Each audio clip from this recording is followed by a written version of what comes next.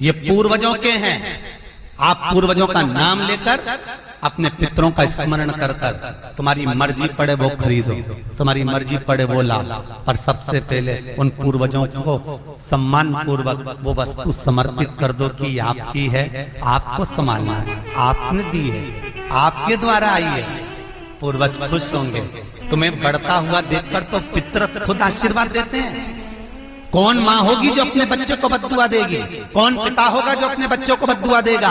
अगर माता पिता अपने बेटे को गाली भी देते हैं, बद्दुआ भी देते हैं, तो बाद में रोते हैं, आंख में से आंसू निकलती है। एक माँ अपने बेटे को चिल्ला देती है तो बाद में रोती है। अगर माँ अपने बच्चों पर हाथ उठा देती है तो बाद में रोती है। तो क्या मरने के बाद पितर तुमको बद्दुआ देंगे? नहीं, पितर आशीर्वाद देते हैं। बस इतना जरूर कहते हैं कि मैं छोड़ कर गया था रे, मैं तुझे देकर गया था रे, मुझे भूल क्यों गया? तू थोड़ा देता क्यों नहीं है? मेरे को अन्न का भाग देता क्यों नहीं है? बस वो याद करते हैं, वो आपसे मांगने की, क्योंकि आप उसके पुत्र हो, आप उसकी संतान हो, आप उसके वंश के हो, आपसे ललकता है उसको, किसी दूसरे से नहीं।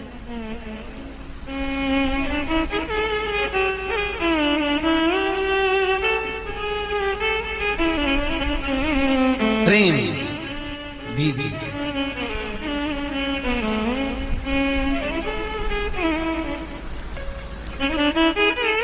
भले कोई किस भाव से आए उसका आदर हो,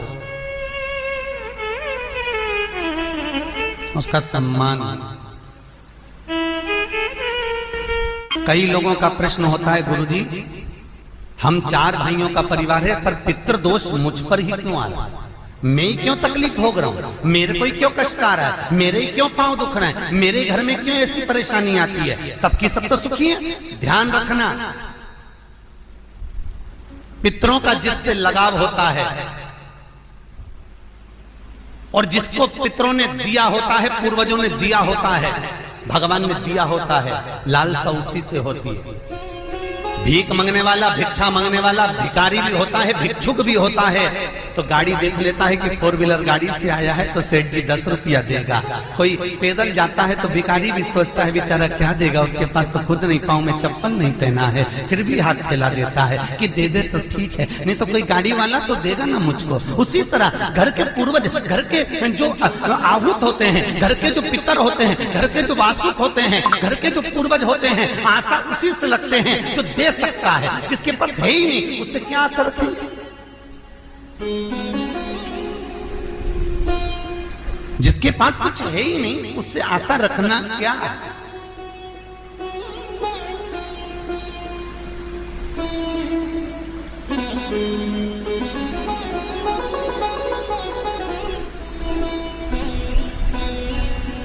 कई लोग कहते हैं गुरुजी हमारे पास देने के लिए कुछ भी नहीं, हम हमारे पूर्वजों को क्या? मत दो ना, इस्माइल तो दे सकते हो। जिस दिन तुम्हारे पूर्वजों का श्राद्ध है, तुम्हारे पास में खिलाने के लिए अन्न नहीं है, तुम्हारे पास देने के लिए दान नहीं है, तुम ब्राह्मण को घर में नहीं बुला सकते, कोरोना महामारी चल रही है, तुम कुछ भी नहीं दे सकते, तुम्हारे पास देने के लिए वस्त्र नहीं, आभूषण नहीं, कुछ भी नहीं, मत दो।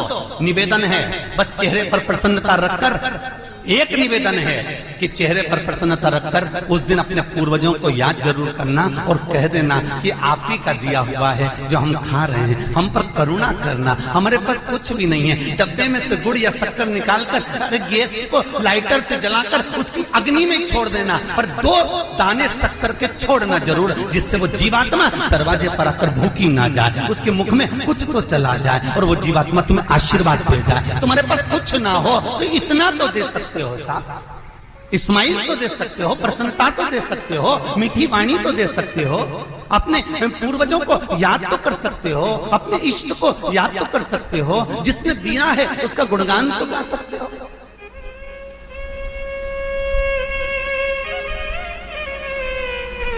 एक नई नवेली दुल्हन को पति ने एक नई नथनी लाके दे दी। कबीरदास जी लिखते हैं, नथनी दी यार ने तो दिया बखान, यार ने केवल एक नथनी लाकर दी है, पति ने केवल एक नथनी लाकर दी है, सोने की बड़ी सुंदर, सबको दिखा रही है, घूंघटे में उघाड़ उघाड़ कर दिखा रही है, मेरे पति ने दी है, झुमका बार बार दिखा रही है, मेरे पति ने दी है, मेरे पति ने दी है। एक नथनी मात्र 2000, 5000, 10,000, 20,000, 25,000, 50,000, 1 लाख 2 लाख की नथनी पति देता है तो सारे जगत को दिखा देते हो। वो परमात्मा देता है तो किसको क्यों नहीं बोलते कि उसने दिया है, उस पूर्वजों ने दिया है। वो छोड़ कर गए थे तो हम खा रहे हैं, अगर वो छोड़ कर नहीं जाते तो रोड पर मिल जाते। लोग कहते हैं हमारी माँ ने हमको क्या दिया, हमारे पिता ने हमको क्या दिया, सब उसको देकर चले गए। भले वो किसी को दे जाएं पर आशीर्वाद लिए बगैर मत जाने देना। भले वो कितना भी पक्षपात करें, भले वो कितनी भी बेईमानी करें, भले वो कितना भी कपट करें, वो सारी जायदाद उठाकर किसी को भी दे दें, पर उन माता पिता का सम्मान जरूर करना, क्योंकि वो मरते मरते आशीर्वाद जरूर दे जाएंगे कि मैंने तुझे कुछ नहीं दिया, ले मैं तुझे आशीर्वाद देता हूँ, और तुम्हें आशीर्वाद मिल गया तो तुम निहाल हो गए। वर चाहिए, आशीर्वाद चाहिए, धन दौलत नहीं। श्राद्ध पक्ष की कथा कहती है, ये श्राद्ध पक्ष का जो वर्णन गरुड़ पुराण में कहा गया कि जीवात्मा सबसे पहले जाती है तो घर पर जाती है, जैसे जट्ठा और मट्ठा की कथा।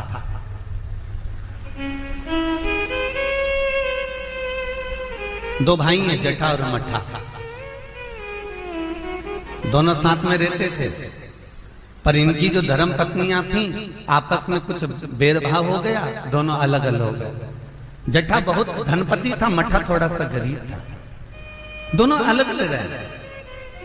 जट्ठा का बिजनेस अच्छा चलता है, जट्ठा का धन बहुत सारा है, संपदा बहुत सारी है, क्योंकि माता पिता का सारा धन जट्ठा ने अपने कब्जे में रख रखा था। सारे माता पिता की जितनी प्रॉपर्टी थी, जितना वैभव था, जितनी सत्ता थी, जट्ठा ने अपने कब्जे में रख ली थी। और मट्ठा ऐसे ही बेचारा सहज भाव का, भोला भंडारी, सरलता का भाव वाला चल दिया, अपना बोरी बिस्तर उठाया, अपनी पत्नी के साथ, बच्चों के साथ चले गए।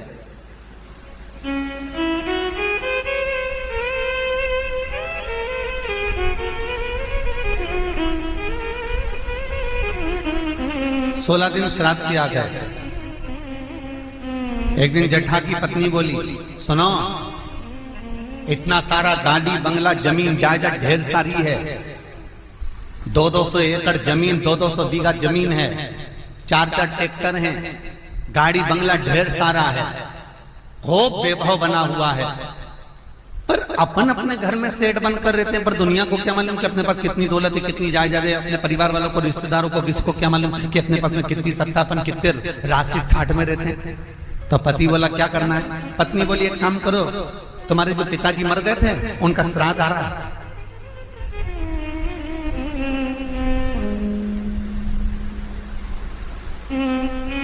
तुम्हारे जो पिता चले गए थे उनका श्राद्ध आ रहा है,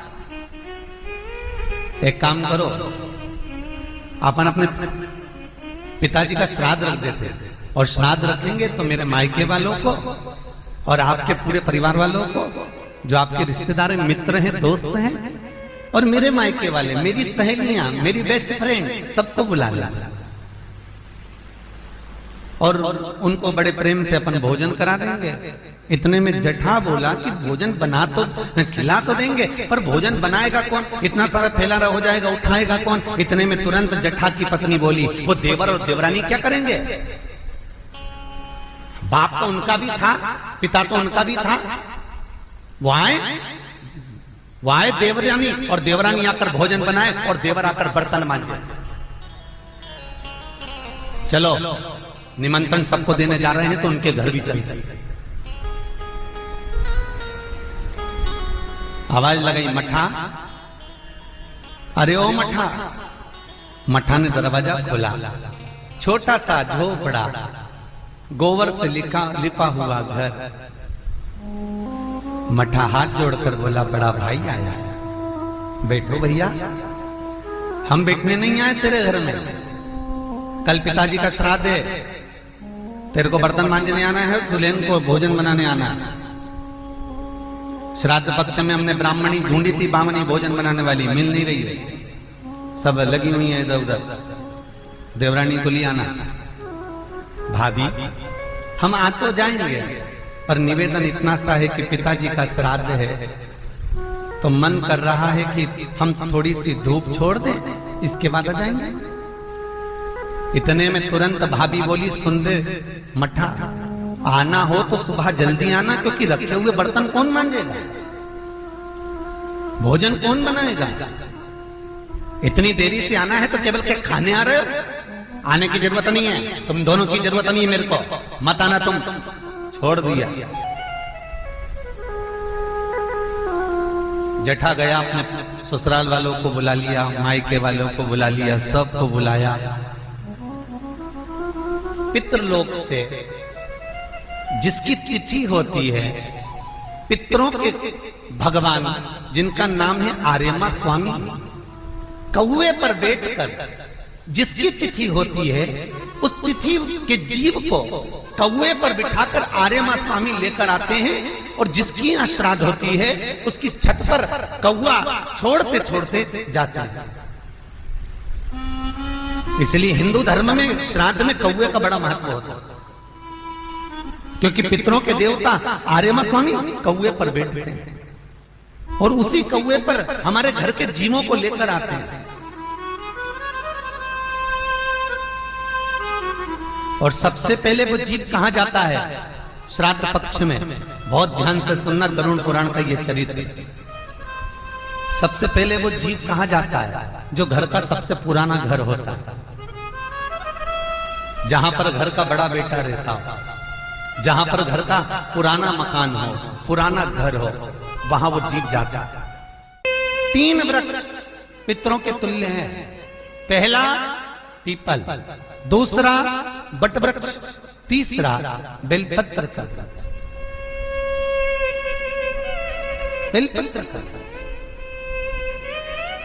कभी अनायास श्राद्ध पक्ष में आप कुछ भी ना कर पाए, कुछ भी ना कर सकते हो, तो एक पत्ते के ऊपर कोई सा भी पत्ता ले लो, चाहे पान का ले हो, कोई पीपल का ले हो, कोई भी पत्ते के ऊपर एक पुड़ी, थोड़ा मीठा थोड़ा नमकीन रखकर अपनी कामना कर कर अपने पूर्वजों के लिए इन 3 वृक्ष के नीचे 16 श्राद्ध में किसी भी एक दिन आप वो भोजन को रखकर रह जाइए। अपनी कामना कर कर सुख का अनुभव होगा, पितरों को शांति मिलेगी।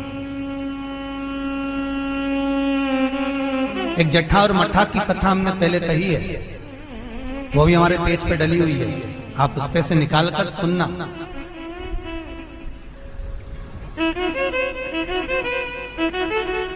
उसमें भी हमने व्याख्यान वर्णन करा जट्ठा मट्ठा की कथा। 3 वृक्ष पितरों के तुल्य हैं, 3 पक्षी पितरों के तुल्य हैं, कौवा, हंस और गरुड़।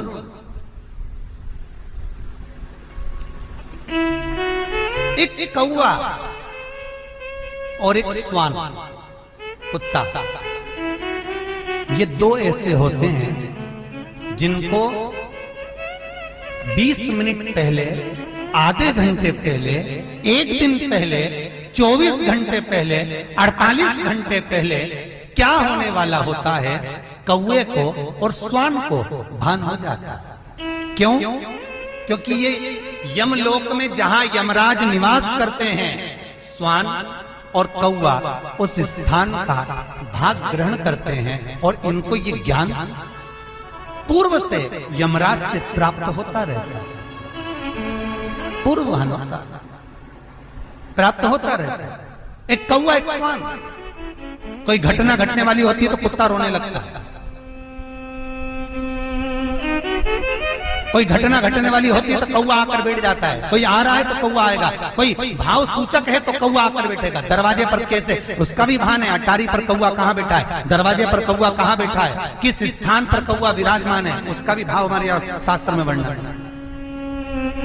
3 पक्षी, 3 वृक्ष पितरों के तुल्य हैं। पक्षियों में कौवा, हंस और गरुड़, ये पितरों के तुल्य हैं, जो अधोगति में मर जाते हैं, जिनको पिंड नहीं मिलता, तर्पण नहीं होता, ब्राह्मण का भोज नहीं मिल पाता, जो मर जाते हैं, जिनका अंतिम संस्कार तक नहीं होता, जिनकी गति बिगड़ जाती है, ऐसे जीव कौवे के अंश में प्रकट होते हैं, जो पूर्ण फल लेकर जाते हैं।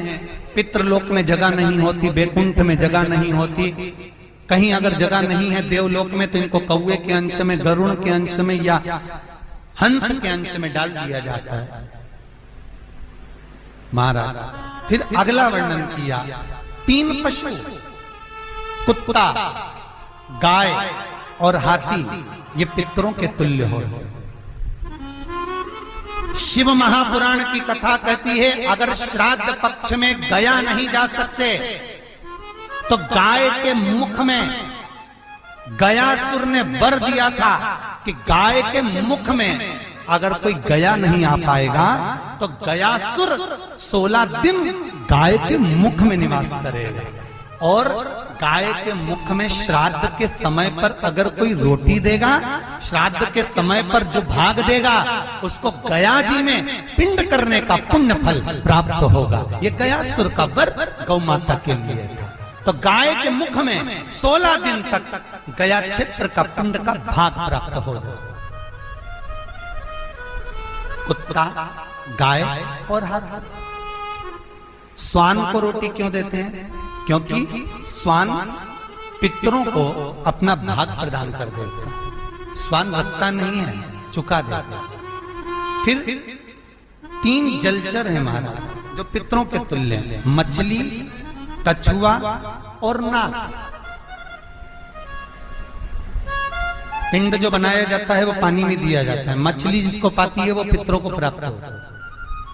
कछुआ श्रावण के इस 16 श्राद्ध के अंतर्गत कछुआ यदि आपके दिए हुए भाग को पा लेता है तो वो जीव उसी समय पर तर जाता है। और महाराज नाग वो भी पितरों के तुल्य माना। इन 3 पितरों के क्रम का वर्णन किया गया है।